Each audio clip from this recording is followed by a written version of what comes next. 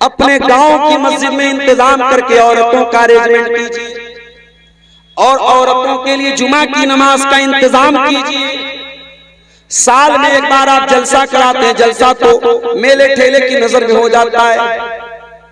मैं 11:30 बजे आपके गांव में आया, बहुत सारी पब्लिक वापस जा रही है, बहुत सारे लोग जलसा सुनने नहीं आते, जलसा देखने आते हैं।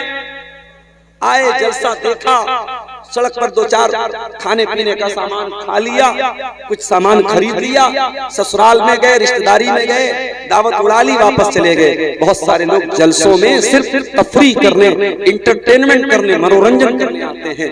मेरे प्यारे साथियों, ये जलसा ये आपको दीन की तालीम सिखाने के लिए ये पर्याप्त नहीं है, ये इनफ नहीं है, ये काफी नहीं। अपनी मस्जिदों में जुमा के लिए अच्छे खतीब का इंतजाम करो, अच्छे आलिम का इंतजाम करो। और माफ करना, 2000 रुपए में आपको अच्छा आलिम तो नहीं मिलेगा।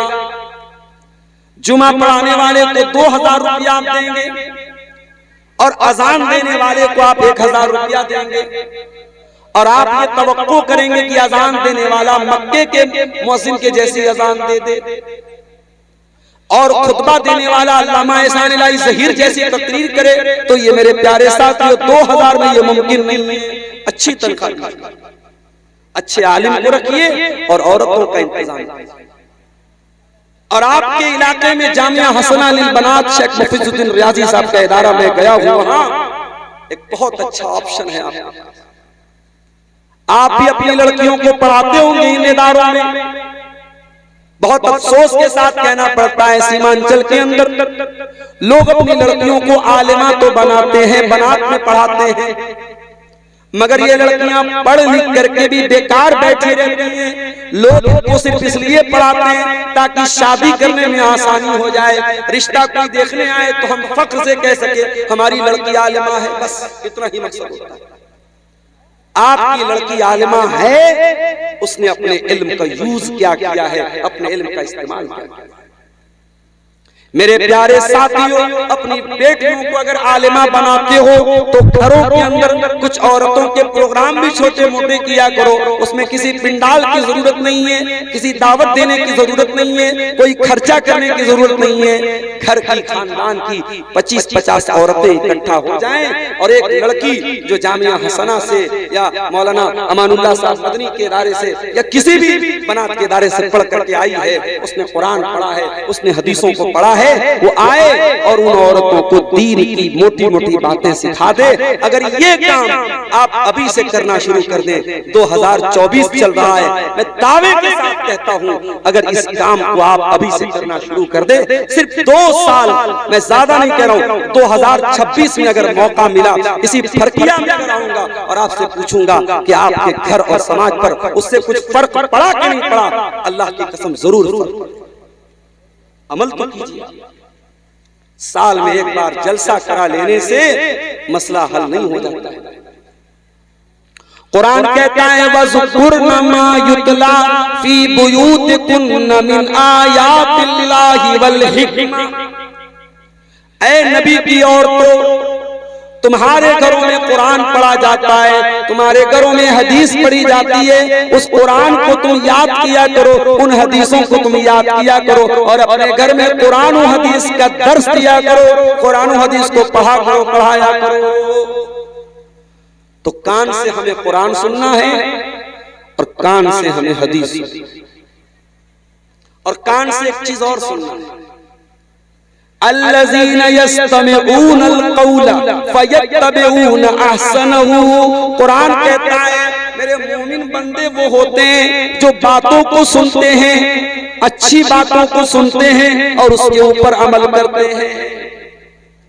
उलमा के बयानात को आप सुनिए, अल्हम्दुलिल्लाह हर मौजू पर, हर टॉपिक पर हमारी जमात के जो उलमा हैं उनके बयानात आपको आज यूट्यूब मौजूद है, आज आपके पास मोबाइल मौजूद है। और मैं कभी कभी कहता हूं इस यूट्यूब ने नुकसान भी बहुत किया है। इस यूट्यूब के आने के बाद फायदा भी हुआ है, नुकसान भी हुआ है।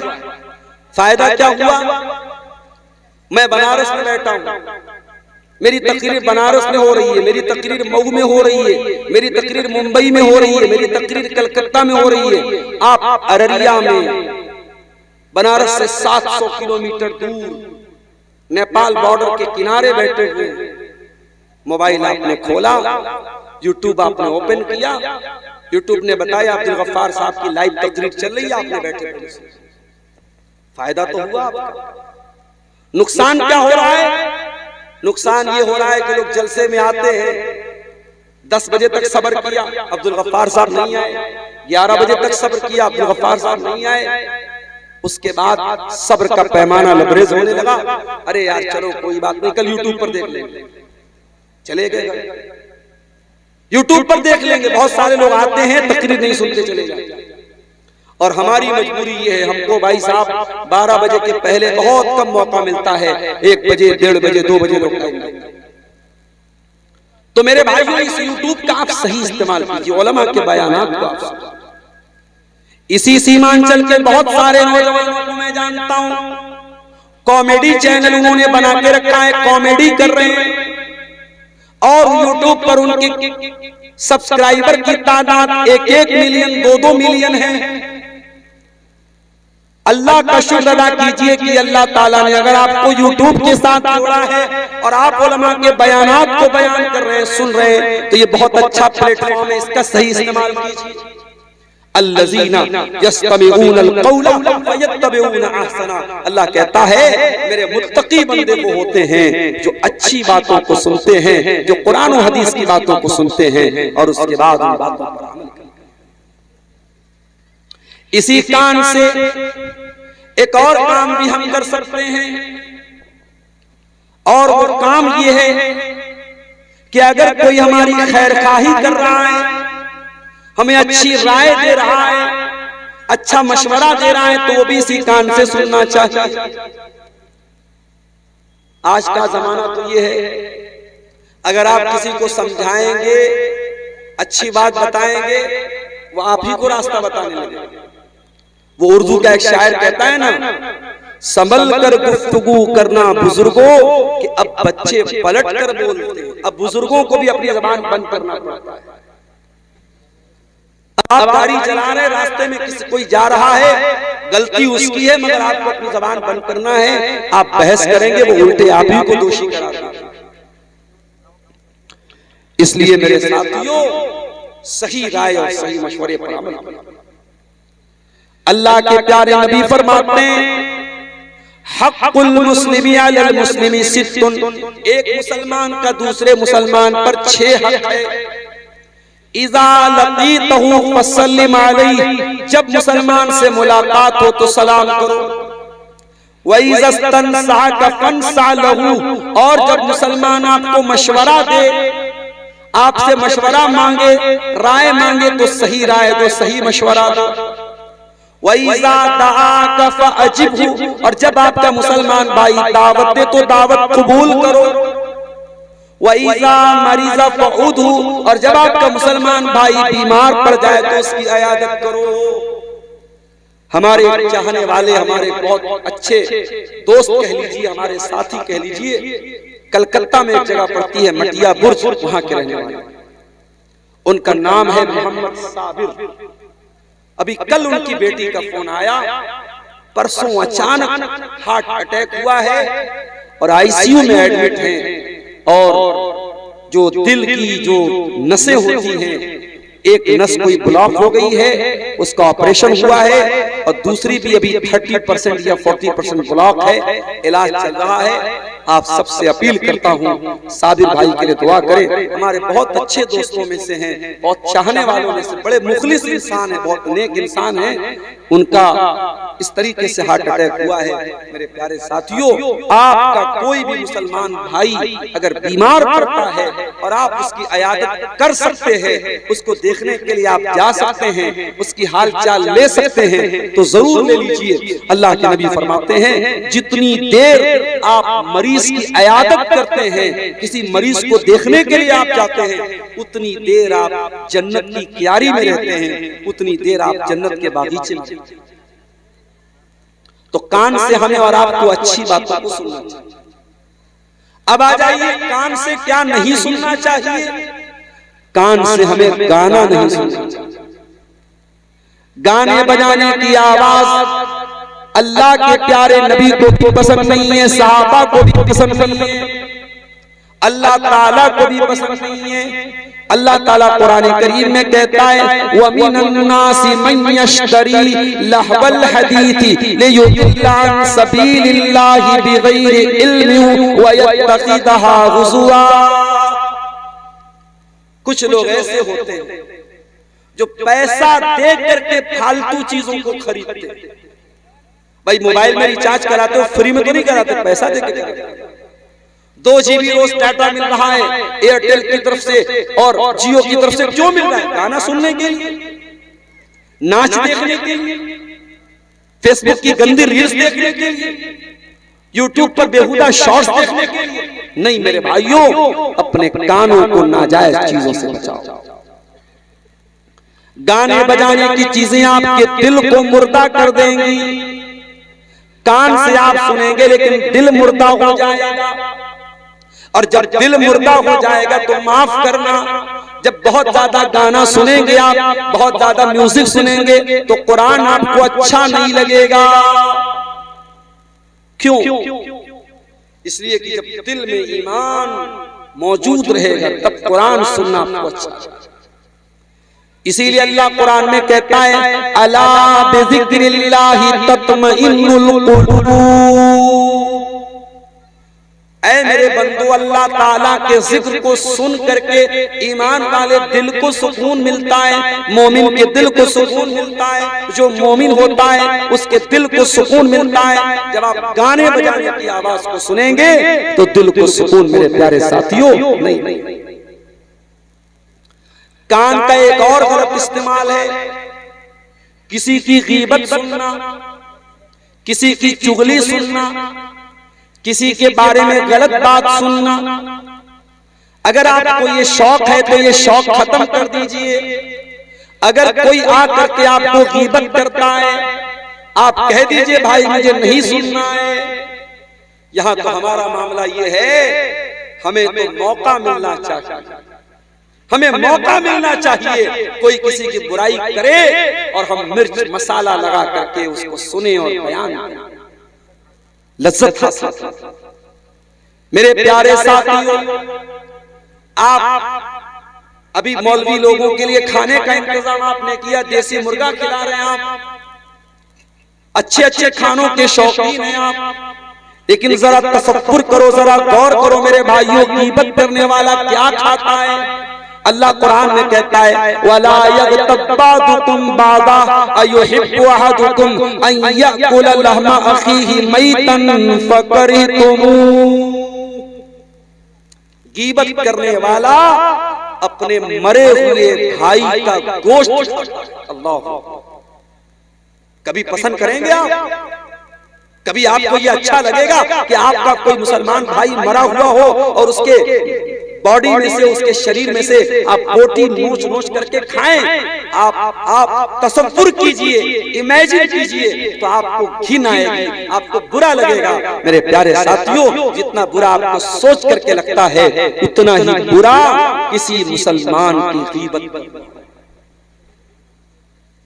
अल्लाह के प्यारे नबी फरमाते हैं, इन्ना अरबर रिबा अल इस्तितालतु फी इर्जिल मुस्लिम। किसी मुसलमान की इज्जत पर हमला करना सबसे बड़ा सूद और ब्याज है। सूद और ब्याज से आप बचते हैं, बहुत अच्छी बात है। हराम कमाई से आप बचते हैं, बहुत अच्छी बात है। लेकिन अगर अपने मुसलमान भाई की गीबत करते हैं, चुगली करते हैं आप, तो माफ कीजिएगा मेरे भाइयों, ये भी बहुत बड़ा सूद है, बहुत बड़ा ब्याज है।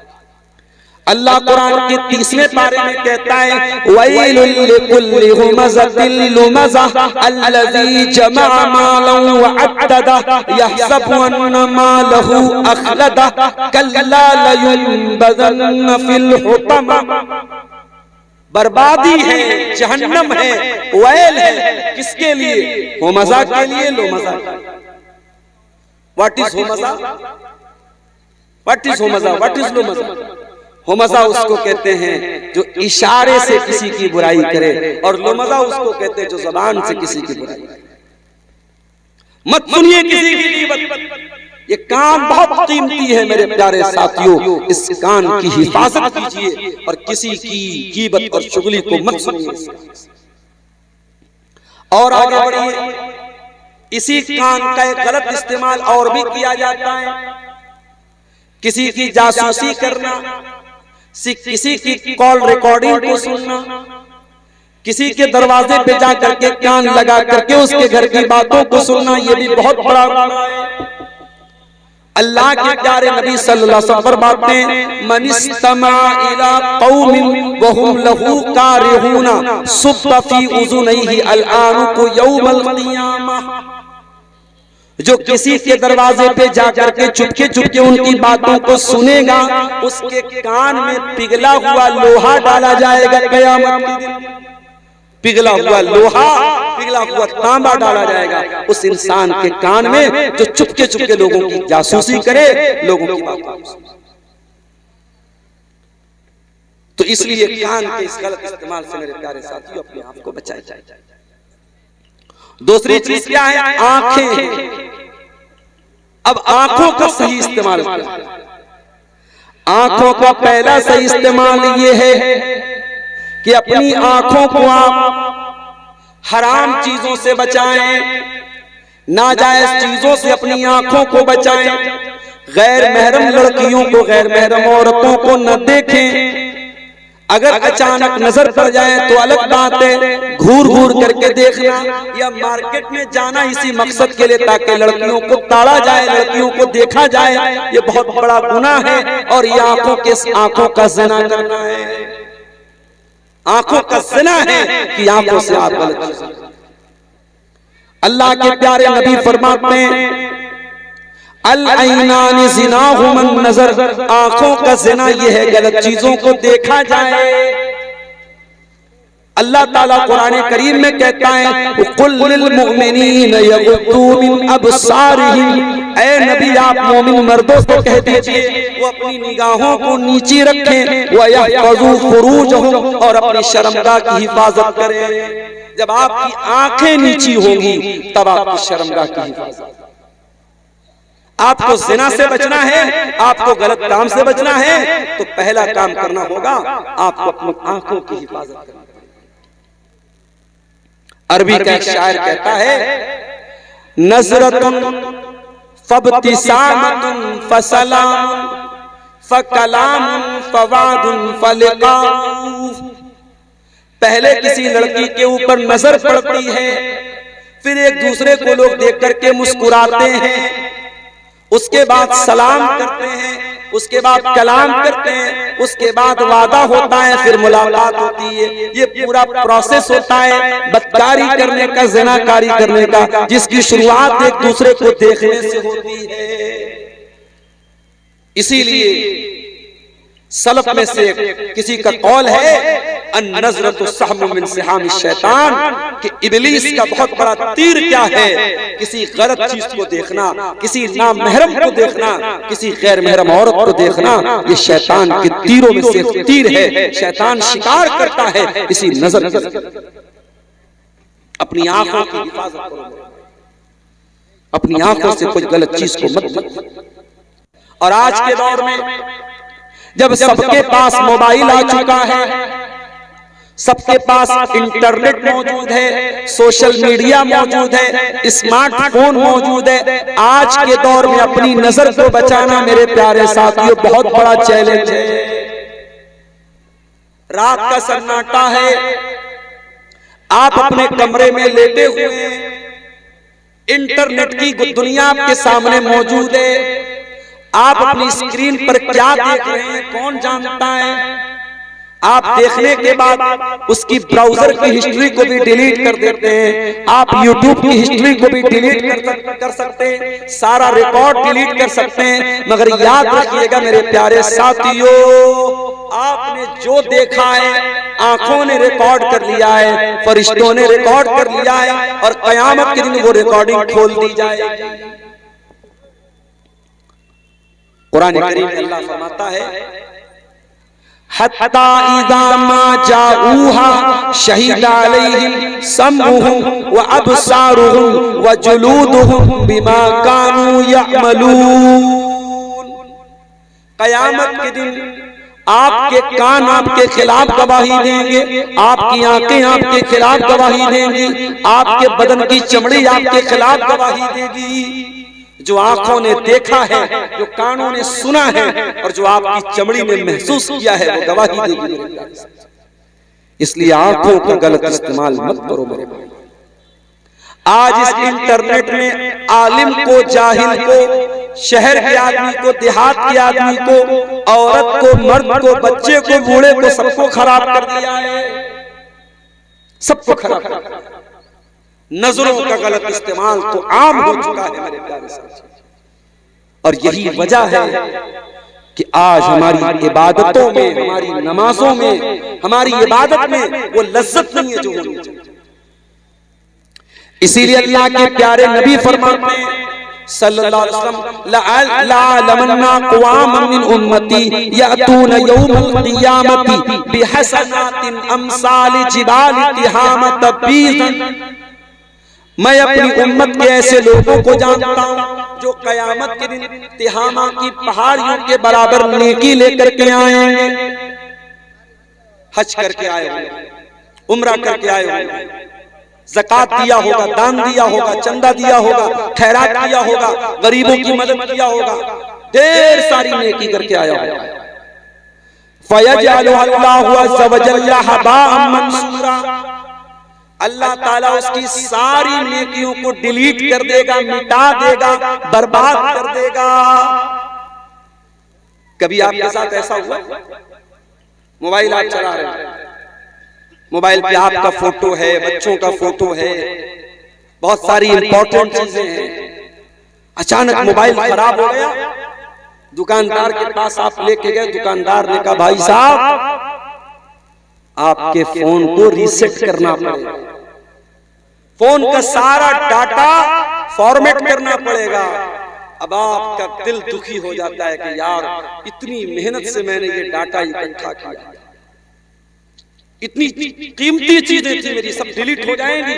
दुकानदार कहता है मोबाइल को फॉर्मेट मारे बगैर आपका मोबाइल सही नहीं हो सकता।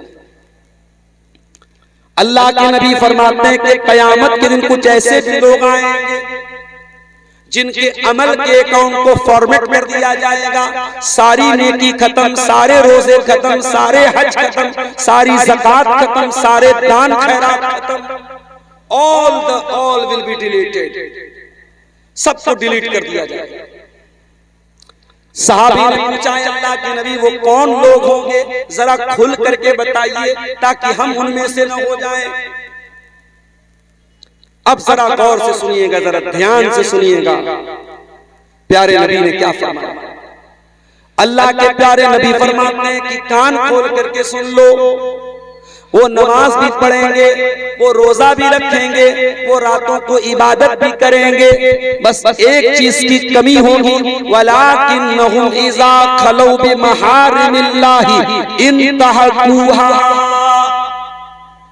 जब वो तन्हाई में होंगे, जब वो एकांत में होंगे, अकेले में होंगे, ऐसे ऐसे काम करेंगे जो अल्लाह को नाराज करने वाले काम हैं, हराम काम हैं, गुनाह के काम हैं, ऐसी चीजों को देखेंगे, ऐसे काम करेंगे, इस वजह से उनकी नेकियां डिलीट हो जाएंगी।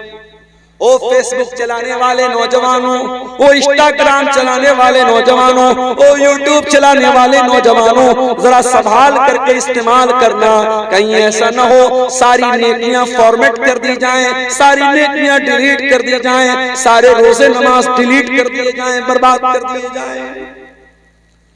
कहीं हमारे इस मिसयूज की वजह से कयामत के दिन हमारी सारी नेकियां बर्बाद।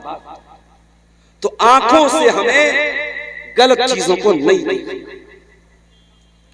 आंखों का एक सही इस्तेमाल आपको बता रहा हूं। जलसा खत्म हो जाए, आप घर में जाएं, अगर फजर की नमाज का टाइम हो गया तो अच्छी बात है। फजर की नमाज का टाइम अगर नहीं हुआ होगा, 1 घंटा बाकी है, तो जाके सो मत जाना, सो जाओगे तो फजर छूट जाएगी। घर जाओ, अपने कमरे में जाओ, वजू करो और वजू करके तहज्जुद की नमाज 8 रकात पढ़ना है। हो सके तो पूरी 8 रकात पढ़ लो, सबसे बेहतर है, सबसे बेस्ट है 8 रकात पढ़ लो। 8 नहीं पढ़ सकते 6 पढ़ लो, 6 नहीं पढ़ सकते 4 पढ़ लो, 4 नहीं पढ़ सकते 2 रकात तहज्जुद की नमाज पढ़ लो। नमाज पढ़ने के बाद रात का टाइम है, 4 बजा हुआ है, अभी फजर की अजान नहीं हुई है। अब अल्लाह की बारगाह में हाथ उठाओ और सोचो कि अब तक आपकी जिंदगी में कितने काम आपने ऐसे किए हैं जिसकी वजह से आपको उम्मीद है कि अल्लाह आपको जन्नत में डालेगा, और कितने काम आपने ऐसे किए हैं जिनकी वजह से आपको ये डर है कि कहीं आप जहन्नम में न चले जाएं। और अगर आपको ये लगता है मैंने बहुत पाप किया है, मैंने बहुत गुनाह किया है, रात का टाइम है, अल्लाह के सामने हाथ फैलाए हुए हो, कोई बंदा देखने वाला नहीं है, कोई इंसान देखने वाला नहीं है, अपने गुनाहों को याद करो और अल्लाह ताला से माफी मांग लो, अल्लाह से तौबा कर लो, अल्लाह के सामने गिड़गिड़ा लो, अल्लाह के सामने आंसू बहा लो। मेरे प्यारे भाइयों, अगर ये आंसू आपकी आंखों से गिर गए, ये आंसू अल्लाह ताला बर्बाद नहीं होने देंगे। ये आंसू बहुत कीमती हैं, ये आंसू बर्बाद नहीं होने पाएंगे। अल्लाह के नबी फरमाते हैं क़यामत के दिन अल्लाह तबारक व तआला अपने 7 खुशनसीब बंदों को अपने अर्श का साया देगा। जिस दिन कोई साया नहीं होगा, गर्मी से लोग बेहाल होंगे, क़यामत के दिन अल्लाह ताला 7 लोगों को अपने अर्श का साया देगा। उन 7 लोगों में एक इंसान वो भी होगा, व रजुलुन ज़करल्लाह खालियन फफाज़त ऐना, जिसने एकांत में अकेले में अल्लाह को याद किया होगा और उसकी आंखों से आंसू बहे। आंखों का सही इस्तेमाल बता रहा हूं मेरे प्यारे साथियों, अपनी आंखों को अल्लाह की बारगाह में रोने वाला। इन आंखों से अगर अल्लाह के खौफ का आंसू निकल गया, ये आंसू आपको जन्नत में लेके जाएंगे, जहन्नम से बचाने वाले बन जाएंगे। अल्लाह के प्यारे नबी फरमाते हैं ला यलिजुन नारा रजुल ला यलिजुन नारा। क्या हो गया भाई, माइक वाले क्या हो गया? ला यलिजुन नारा रजुल ला यलिजुन नारा ऐनुन बकत मिन खशियतिल्लाह। वो आंख जिस आंख से अल्लाह के खौफ से आंसू निकला हो, वो आंख इंशाअल्लाह जहन्नम की आग में नहीं जाएगी। एक दूसरी हदीस में अल्लाह के नबी फरमाते हैं कि 2 कतरे अल्लाह ताला को बहुत पसंद है। कतरतु दमिन तुहराकु फी सबीलिल्लाह, एक वो खून का कतरा जो अल्लाह की राह में बहाया जाता हो, व कतरतु दुमूइ मिन खशियतिल्लाह, और एक आंसुओं का कतरा जो अल्लाह के खौफ से आंखों से बहता हो, वो आंसुओं का कतरा जहन्नम की आग में नहीं जाएगा, वो अल्लाह को बहुत पसंद है। इसलिए मेरे प्यारे साथियों, अपनी आंखों को अल्लाह के खौफ से रोने वाला। आंखों का एक और काम भी है।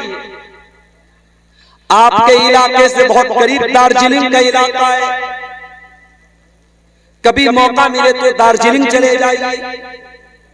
दार्जिलिंग जाने का मकसद आंखों की अय्याशी न हो, बल्कि जब आप दार्जिलिंग में जाएं और वहां की खूबसूरत पहाड़ियों को आप देखें, वहां जब आप जाकर के नेचुरल ब्यूटी को देखें, अल्लाह ताला की पैदा की हुई खूबसूरत नेमतों को देखें, उन नेमतों को देख करके आपके दिल में ये एहसास पैदा हो कि अल्लाह तूने दुनिया को कितना खूबसूरत बनाया है, और आपकी तौहीद बढ़ जाए, आपका ईमान बढ़ जाए, आपके दिल में अल्लाह की मोहब्बत बढ़ जाए। इसलिए अच्छी जगहों पर जाना चाहिए और देखना चाहिए।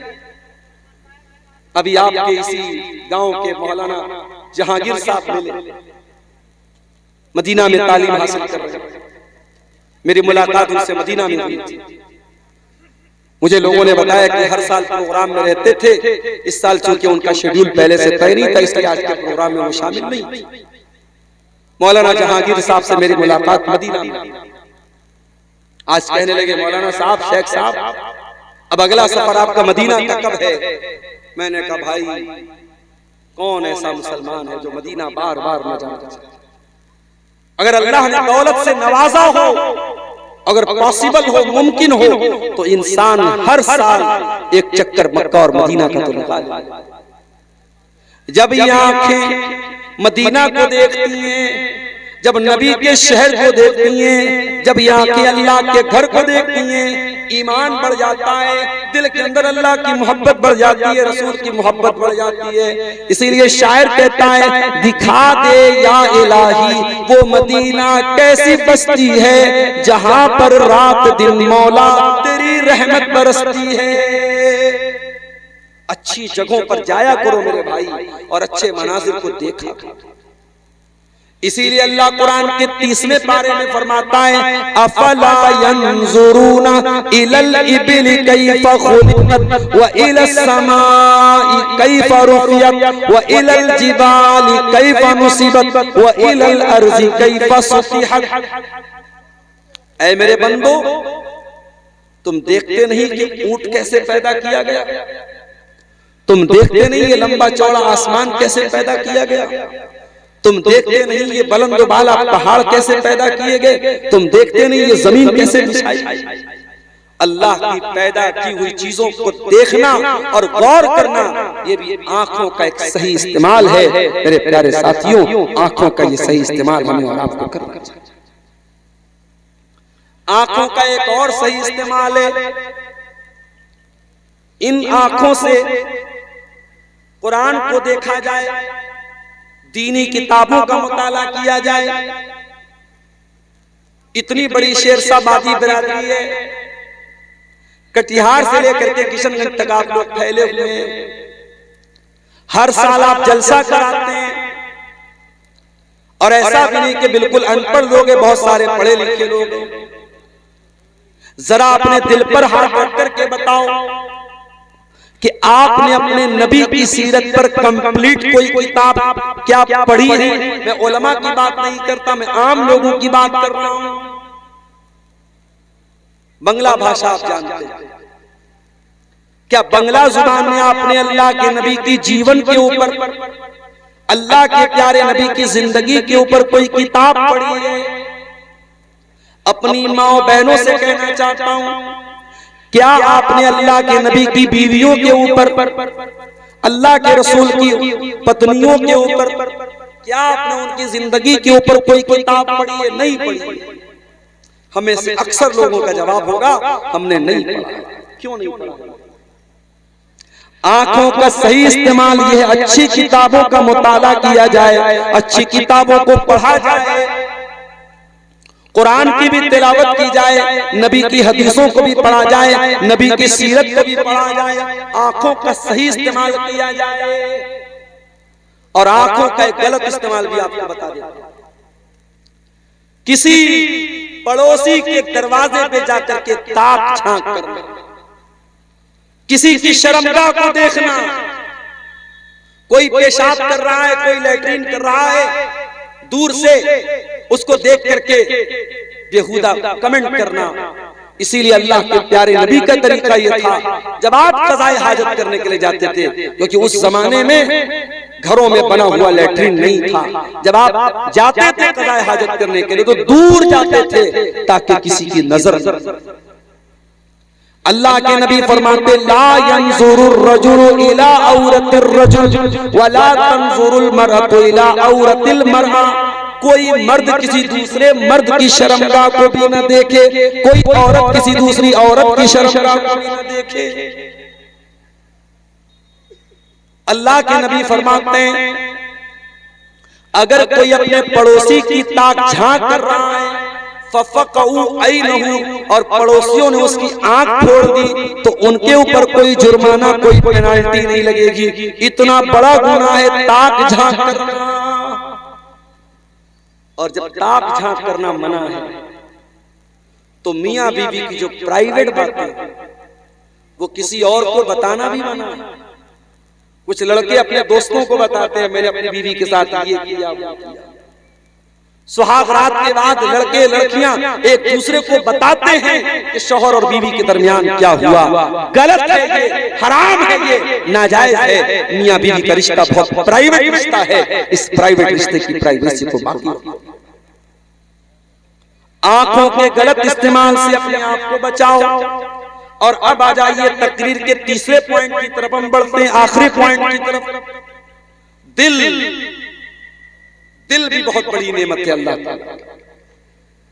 इस दिल के बारे में अल्लाह ताला ने कुरान करीम में फरमाया कि हजरत इब्राहीम अलैहिस्सलाम अल्लाह की बारगाह में दुआ करते, वला तुखज़िनी यौम युबअसून यौम ला यनफ़उ मालुन वला बनून। कयामत के दिन न माल काम आएगा न औलाद काम आएगी, इल्ला मन अतल्लाह बिक़ल्बिन सलीम। कयामत के दिन तो वही कामयाब होगा जो साफ सुथरा दिल लेकर के आएगा। सवाल ये पैदा होता है कि साफ सुथरा दिल कौन सा दिल है? जिस दिल में ईमान हो मेरे भाई, जिस दिल में अल्लाह की मोहब्बत हो, जिस दिल में रसूल की मोहब्बत हो, जिस दिल में ईमान की रोशनी हो, वो दिल अल्लाह ताला के यहाँ कल्बे सलीम में साफ सुथरा दिल है। इसीलिए अल्लाह कुरान में कहता है फमन युरिदिल्लाहु अन यहदियहु यशरह सदरहु लिल इस्लाम। जिसके सीने को अल्लाह ताला जिसको हिदायत देना चाहता है उसके सीने को अल्लाह ताला खोल देता है, उसके दिल में ईमान की रोशनी पैदा कर देता है। आप नहीं जानते, अभी मैंने पढ़ा कि हमारे देश की एक सिख औरत, एक सिख लड़की जो गाना गाती थी, सिंगर थी, उसने इस्लाम कबूल किया। आप नहीं सोच सकते अल्लाह ताला कब किसके दिल को हिदायत। इस्लाम के बड़े कट्टर दुश्मन जो मुसलमानों पर जुल्म और सितम कर रहे हैं, मुसलमानों के घरों पर बुलडोजर चला रहे हैं, मुसलमानों को मार रहे हैं, जुल्म कर रहे हैं, हम नहीं जानते। हो सकता है अल्लाह ताला किसी बहाने से उनके दिल को भी ईमान की तरफ फेरे। अल्लाह को तो वही दिल पसंद है जिस दिल में ईमान की रोशनी। हमारे उत्तर प्रदेश में एक जगह है आजमगढ़। आजमगढ़ के एक हिंदू परिवार में एक लड़का पैदा हुआ। लड़के का नाम था बाके राम। लड़का जवान हुआ, बड़ा हुआ। उसके आसपास में मुसलमान भी रहते थे, पढ़ा लिखा था। उसके मन में जिज्ञासा पैदा हुई, दिलचस्पी पैदा हुई इस्लाम के बारे में जानने की। उसने अध्ययन किया, मुताला किया, इस्लाम को कबूल किया, मुसलमान हो गया। मुसलमान होने के बाद उस लड़के को और आला तालीम हासिल करने का शौक पैदा हुआ। उसने आजमगढ़ से बहुत लंबा सफर किया, तमिलनाडु में पहुंचा। और तमिलनाडु में एक बहुत बड़ा इदारा है जामिया दारुस्सलाम उमराबाद, वहां जाकर के उसने एडमिशन लिया। वहां जाकर के उसने 8 साल तक दीन की तालीम हासिल की। मौलवी का सर्टिफिकेट मिल गया, आलिम का सर्टिफिकेट मिल गया उसको। वो लौटा, फिर वहां से मदीना पहुंचा और जामिया इस्लामिया मदीना मुनव्वरा में एडमिशन लिया। वहां जाकर के उसने बीए किया, एमए किया, पीएचडी किया। हदीस के मामले में बहुत बड़ा माहिर बन गया। फिर उसने इतनी मोटी मोटी 12 जिल्दों में 12 वॉल्यूम में हदीस की किताब लिखी, जिसमें सही हदीसों को इकट्ठा किया। उसको दुनिया अल्लामा जियाउर रहमान आजमी के नाम से जानती है, जो बहुत बड़े आलिम गुजरे हैं। अभी कुछ दिनों पहले उनका इंतकाल हुआ।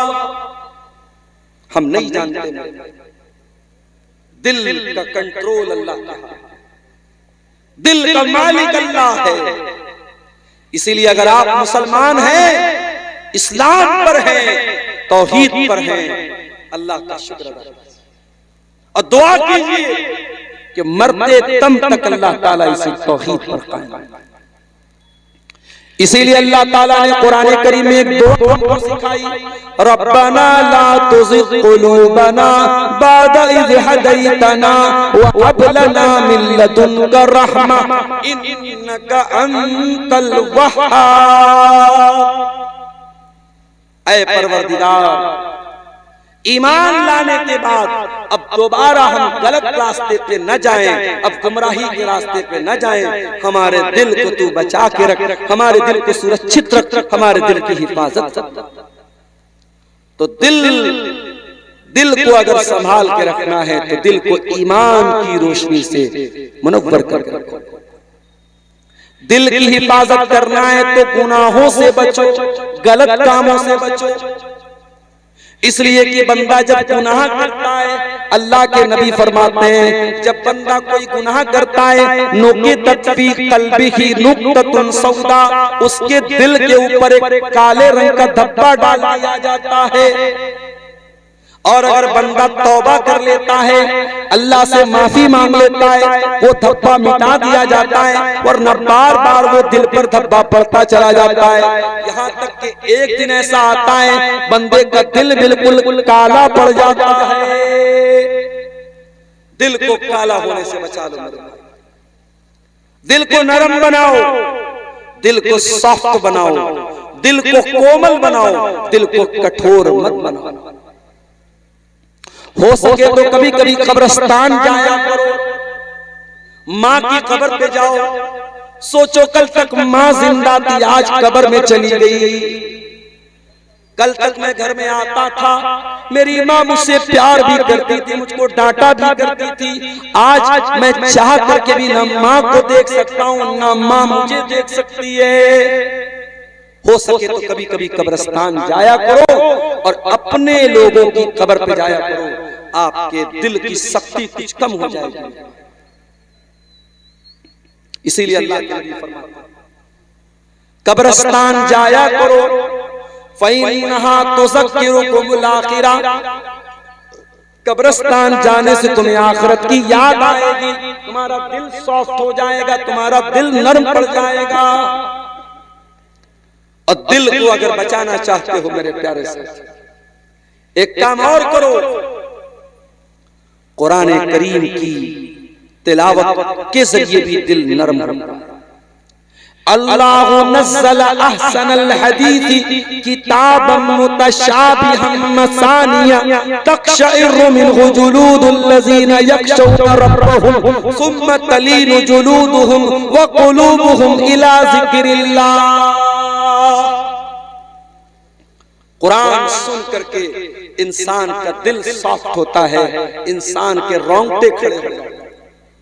अपने दिल को सॉफ्ट करना है तो कुरान करीम से अपना ताल्लुक जोड़ दो।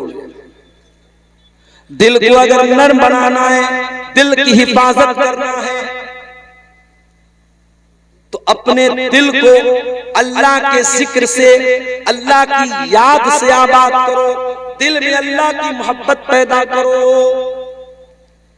मुझे एक भाई ने बताया, कटिहार के रहने वाले, मौलवी साहब, स्कूल में पढ़ने वाले लड़के लड़कियां बहुत कम ऐसे मिलेंगे आपको जिनका एक दूसरे के साथ अफेयर। मैं स्कूल में पढ़ने वाले बच्चों की हौसला शिकनी नहीं कर रहा हूं, मैं ये नहीं कह रहा हूं कि स्कूल में पढ़ाना गलत है, मगर ये आप ही के कटिहार के भाई ने मुझको बताया कि मेरी नॉलेज में जितने लड़के लड़कियां स्कूल में पढ़ रहे हैं, किसी का किसी के साथ कनेक्शन है, किसी का किसी के साथ कनेक्शन। इन हराम और नाजायज मोहब्बतों ने आज जिना को हराम कर दिया है। मेरे प्यारे साथियों, अपने दिल को हराम और नाजायज मोहब्बतों से निकाल कर अपने दिल में अल्लाह की मोहब्बत पैदा करो, जो ईमान की निशानी है।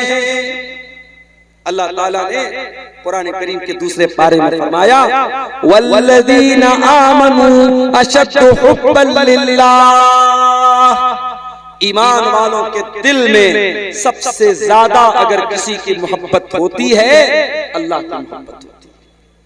अल्लाह की मोहब्बत अपने दिल में पैदा करो। ये नाजायज मोहब्बतें, ये हराम मोहब्बतें, ये गर्लफ्रेंड, ये बॉयफ्रेंड के रिश्ते, ये जलील कर देंगे आपको, ये दुनिया बर्बाद कर देंगे आपकी, ये आखिरत बर्बाद कर देंगे आपकी। मेरे प्यारे साथियों, अगर दिल में किसी की मोहब्बत को सजाना है और दिल में किसी की मोहब्बत को पैदा करना है, अल्लाह की मोहब्बत को पैदा करो। मेरे साथ मेरी तबीयत बहुत अच्छी नहीं थी, मैं कल आपके बीच में आया हूं। पेट मेरा खराब था, सुबह से शाम तक तकरीबन 6-7 लूज मोशन हो गया, पानी की कमी हो गई। फिर भी आपके दरमियान में आया हूं और तकरीबन 1.5 घंटा पूरे होने वाले हैं। मैं अब अपनी तकरीर को समेटता हूं और ये 2 पर्चियां हमारे सामने आई हैं। इन सवालों का जवाब दे करके हम इंशाअल्लाह आपसे इजाजत ले लें।